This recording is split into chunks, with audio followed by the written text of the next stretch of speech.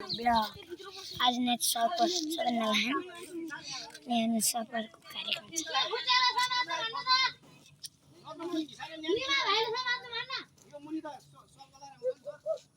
यसले हेर्नु यो फेरि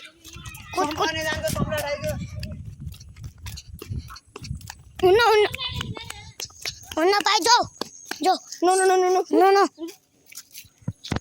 नहीं मेरो भाइ तलमा हो घरको आएर त्यसो मान्छे नै आइसक्यो।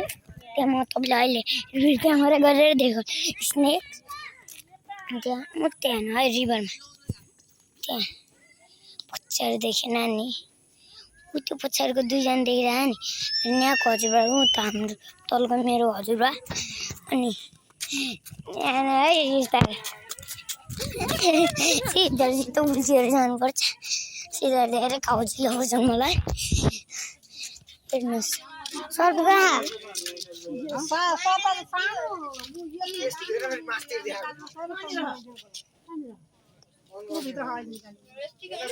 चल भनेर हामी कार्यक्रममा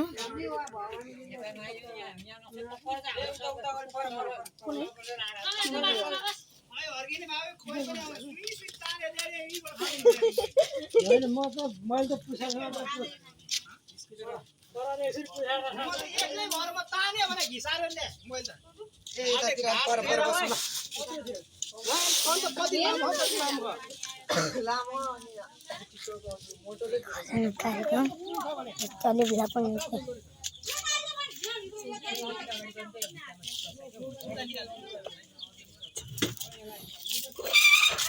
बिहाका जाओ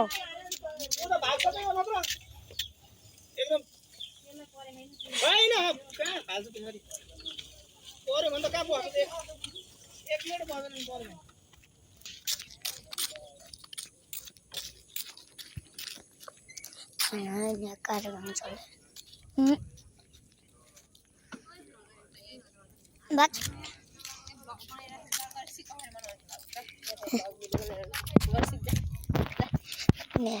मलाई सिकाउनु कुरा गरेर मैले आफै सिक्छु क्यामेरा गर्दै देखाइदिनु नि यो चोरको एउटा चोर भनिदिउँ न चोर होइन मैले केही छोड्दैन पागल हो नि त मेरो चोर त होइन के बोल्छ के त्यहाँ माइलो दाइ होली गर्ने माइलो दाइ सम्राट दाइ दाइ सम्राट कहाँ गयो म त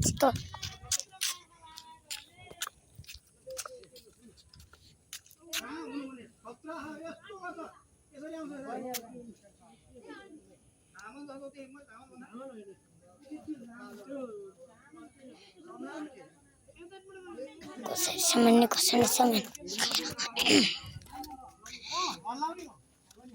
त्यहाँ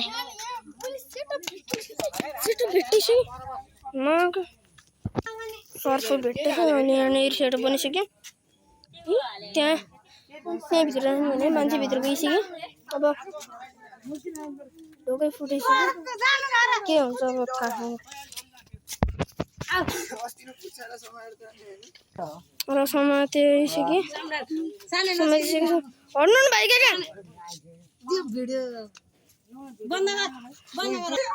र सर्प निक्लिसकेको छ। हेर्नु कत्रो लामो सर्प हेर्नुहोस् भित्र गइसकेको छ सर्प।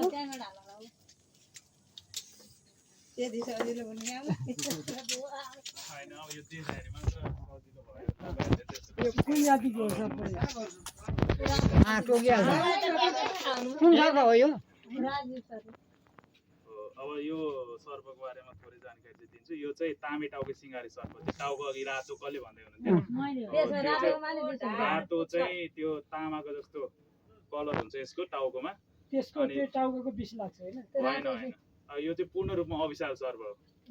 विष चाहिँ यसमा हुँदैन त। यो र धामन लगभग उस्तै उनीहरूको ठुलो पनि यो पनि ठुलो हुन्छ धामन पनि ठुलो हुन्छ।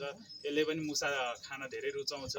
मुसा अब त्यो चराको बच्चाहरू भ्यागुताहरू खान्छ धामनले पनि त्यही खान्छ। तर धामन चाहिँ भन्दा अलिकति आक्रामक चाहिँ हुँदैन। अब धामन पनि कुनै कुनै चाहिँ थुनिएको बेलामा अलिकति झम्टिन सक्छ, तर यो चाहिँ अलिकति आक्रामक हुन्छ। त्यो घाँटी फुलाएर खोलेर त्यसरी आउँछ। यो चाहिँ यसलाई खतरा महसुस भयो भने चाहिँ, तर यो टोक्न पनि टोक्छ यसले त्यसरी अझै नजिक। उसले चाहिँ सुरुमा वार्निङ दिन्छ अनि त्यो पनि टेरेर नटेरेर अझै नजिक गयो भने टोक्छ। च्याका ओछ्यानमै सुतेर म उठेर गएर चामल भिजाएर माम बसाली अनि त्यहाँनिर उठेर लुगा झिक्न भनेर जानुभयो। त्यहीँ खुट्टा उ गरेर सुते, त्यही ओछ्यानमा सुतेको। यो लुगा हाल्ने टोकरीबाट निस्केर गएछ, त्यही टोकरीमा खुट्टा राखेर सुतेर उठेर भात बसालेर मात्रै आएर तरकारी काट्ने घिरौँला ठिक बनाएको त्यतिकै। अनि सर्प मैले देखिनँ होइन त्यसरी हो। त्यो लुकेर अब तपाईँको के छ भन्दाखेरि यहाँ खुल्ला भयो होइन, यो झ्यालमा पनि अब यो झ्यालमा पनि जाली छैन, झ्याल पनि खुल्लै भएर गरिबीमा। अनि अब यस्तोबाट अब यस्तोमा यो मकैहरू राख्नु भएको छ, मुसा खान आउँछ। अनि त्यो मुसाको गन्ध पछ्याउँदा चाहिँ सर्पहरू जुन यो मात्र होइन जुन पनि आइपुग्छ। हिजोसम्म यो भरि मकै थियो, झन् मेसिन लगाएर खुल्ला भएर यति थोरै भयो आज त्यो भएको भएर यो चाहिँ अब अबिसालो तामे। यसलाई चाहिँ सुन्नु है त, यसलाई चाहिँ तामे टाउके सिङ्गारी सर्प भन्छ। तामे टाउके, यसको तामाको जस्तो टाउको भएको भएर इङ्ग्लिसमा चाहिँ कपर हेडेड ट्रिङ्केट भन्छ। पूर्ण रूपमा अबिसालो सर्प हो, डराउनु चाहिँ पर्दैन। यो दुनियाँमा विशेष गरी विषालु सर्पहरू पनि राम्रैसँग पाउँछ। त्यो भएको भएर चाहिँ आफू चाहिँ अलिकति होसियार चाहिँ हुनु। अब राति विशेष गरी बेलुकाको समयमा अब जतिखेर पनि अब घरभित्रै छिर्छ भने जस्तो होइन, तपाईँहरूलाई नि गाह्रो पर्छ। घरभित्र छिरेको पनि छिरेर देख्न पाए त भर्खर सर्प छिरे बुढी सर्प पनि ठुलै छ, सर्वलङ गरे भन्नुहुन्छ। अब यस्तै थियो है घर, यस्तै जाली नभएको, यस्तै ढोका मात्र भएको बच्चाहरू अब यस्तै रुममा पढिरहेको। ढोका पछाडि गोमन सर्प रहेछ यहाँ 18 नम्बरमा। यस्तै थियो सेम, मतलब जाली लाथेन खुल्ला। अनि भित्र बच्चाहरू पढिरहेको, बच्चाहरू भित्र थुनी आमा एकजनाले देखेछन्। अब आमा पनि बाहिर, मतलब बच्चाहरू 2 जना मात्र सानो फेरि। अनि उनीहरूले अब ढोका लाएर त बसे, तर गोमन पनि सानो खालको थियो। अब त्यो ढोका ग्याप मुनिबाट पनि छिर्ने खालको कि अब त्यो धन्न हामी गएर रेस्क्यु चाहिँ भइहाल्यो, कसैलाई केही भएन। तर त्यस्तो केस भन्न खोजेको अब यसरी यहाँ मकै उयो भएको छ। अब विशेष गरी अब पानी परेको बेलामा आउँदैन भन्छ। हिजो मात्र 4वटा रेस्क्यु गल दिनभरिमा, एउटामा जान अर्को ननस्टप आएको। आज पनि त्यस्तै भइरहेछ। पानी परे बेलामा पनि सबैतिर पानी भरिन्छ। अनि अब यस्तो अलिकति अग्लो ठाउँमा उयो पुराको चेपमा भयो, रुमभित्र भयो, यस्तो माथितिर भयो, राम्रोसँग छिर्छ कि सर्पहरू चाहिँ। विशेष गरी गर्मी र अब पानी पर्ने बेलामा चाहिँ अलिकति आफू पनि विशाल सर्प टन्नै छ है।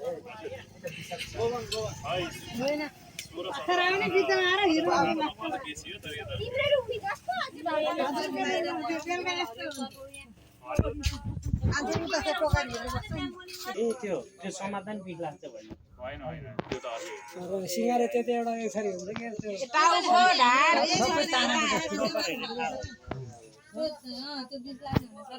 समाधान त्यो छालामै त्यसो बिस हुन्छ त्यो त रातो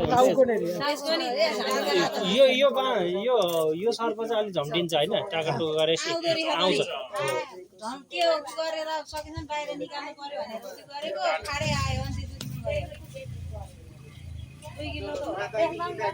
हाम्रो अरू यत्रो ठुलो आएको थियो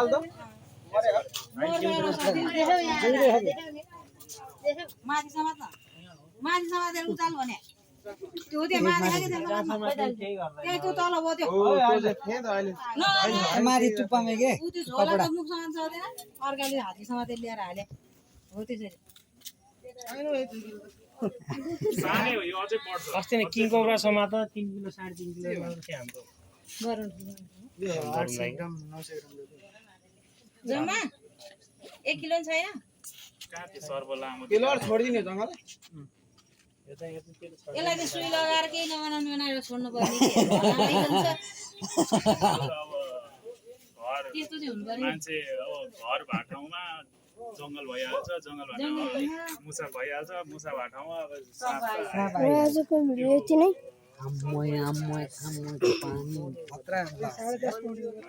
र आजलाई यति नै भिडियो। अब भेट्ने अर्को भिडियो सर्ट्समा, तबसम्म मलाई बाई।